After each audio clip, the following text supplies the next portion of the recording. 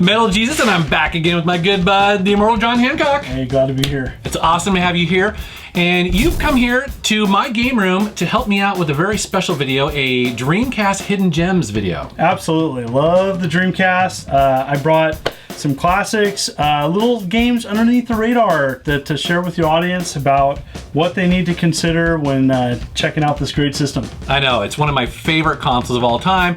This is going to be a lot of fun. This is going to be video 1 of 3. So you've actually got a whole box of stuff. It was awesome when you showed me all this. You guys are going to love it, and there's going to be a little surprise at the end. Love surprises. All right, let's take a look.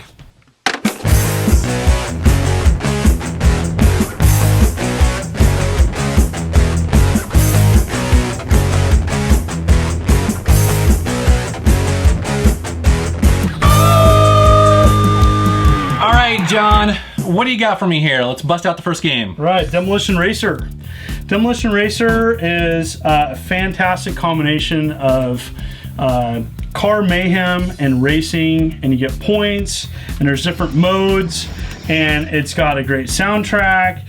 It's just fun, very crisp graphics. Is it like Destruction Derby or what? Kind of like Destruction Derby on tracks, but there's different modes. So there's different options.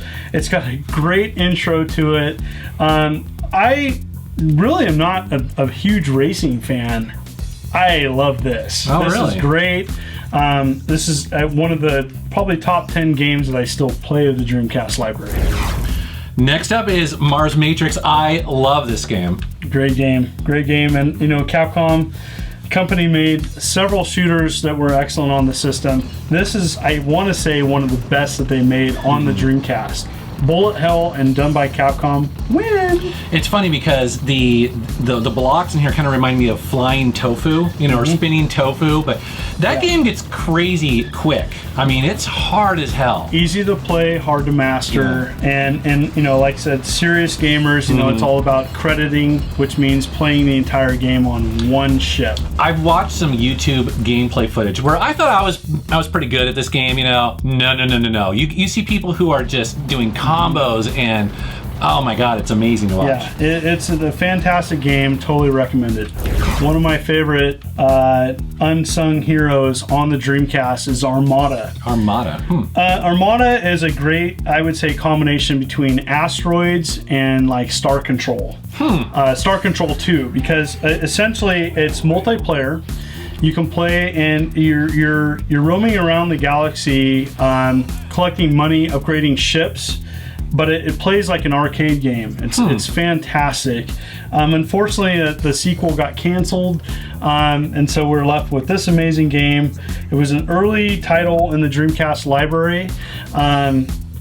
Thumbs up, just amazing. Wow. Totally recommend this game. I need a copy of this. Yes. This is a game I do have in my collection. I added it recently, and I know a lot of people, when they talk about Dreamcast, this is one of the games that they're like, you have to get.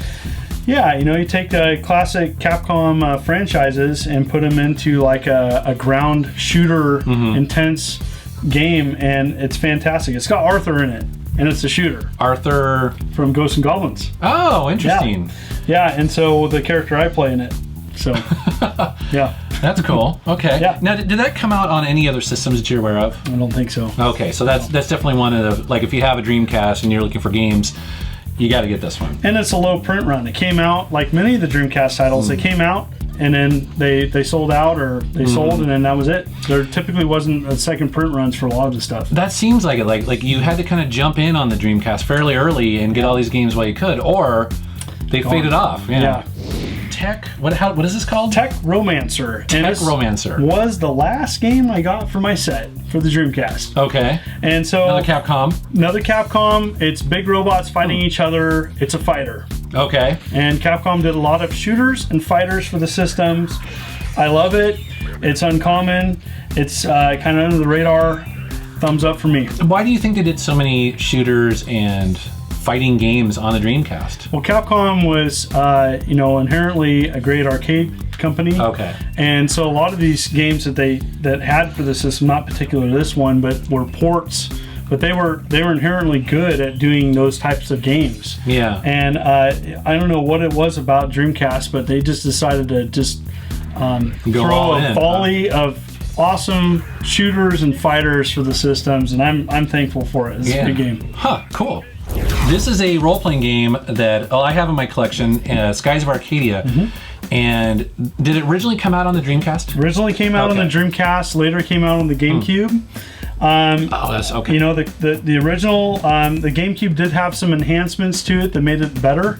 But, you know, the classic is on the Dreamcast. It's fantastic. If you like games like Final Fantasy VII, totally recommend this. With pirates, like in the sky. Yeah, Pirates in the Sky, Final Fantasy. Great story. It's long. It's probably one of the better RPG games for the system. Another game that I heard about this. It's called Sword of Berserk, of the Berserk. And Rage. This is based on the Berserk manga, right? Yes. Or anime. Yes. Yes, and a fantastic anime too. I love it. Absolutely, and they really, I think, do it justice. A great introduction, great gameplay style. You know, your big, huge sword, which you know, Final Fantasy VII made that big, huge sword popular. They take that and run with it in this game, where you're just cutting, blood splatting everywhere. It's just fantastic. Now, it's really a brawler, right?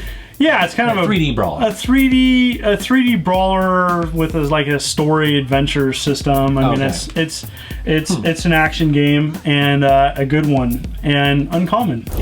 Now this is another shooter. Yeah, another bullet hell. I don't have this game yet, but I want this game. Uncommon. This is Giga Wing 2. If you haven't heard of the first one, you can only imagine how uncommon the second one is. So, again, Capcom shooter, went hand in hand with the Dreamcast. Was this originally on arcades, do you think? Or I do not know that. Yeah. I'm sure that one of your viewers will correct us on that, but that's okay. And so, yeah, Giga Wing 2, I do believe, was a Dreamcast exclusive, and was a limited print run. There wasn't a lot of these out there, and it's a good game, which means that it's not cheap. So what I have here is an unreleased reproduction of a game that never came out, and I don't know the story behind why it didn't come out.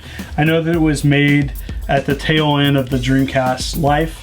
And for whatever reason, the company decided not to have it come out. So this is something I found at a flea mart, and like I said, you know, I'm not an advocate of piracy. This is just something I picked up because I thought it was interesting. It's a neat piece of history. Yeah. I mean, I think most people would be really surprised to play Half-Life on any console. I mean, it was, especially at the time, and I played a bit of this. It was really impressive. It had a lot of load times, though. That's kind of how it got around I guess the limitations of the console. You play an action sequence, load time, and that was kind of the downfall of it. And maybe they thought quality control, that's why they didn't release it. I was just happy to find myself an unofficial copy.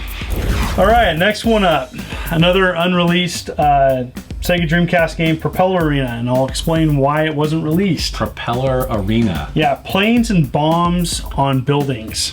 Yeah, during 9/11. Yeah, that's why it didn't get released. Kind of a sensitive time. Yeah. And so they opted not to release the game. And so. And how finished was it? Finished. Oh, okay. Pretty. I mean, from what I've played, pretty finished. Oh, interesting. Yeah, again, unofficial copy. I found it at a flea mart somewhere, and so I picked it up. All right, man. Well, that's our first episode. So we're going to do 2 more of these. I want to thank you for coming on, dude. Always a pleasure. All right. Well, thank you guys for watching. Let us know what you think down in the comments below. As always, I want to thank you for watching our channel, and thanks for subscribing. Take care. Bye-bye.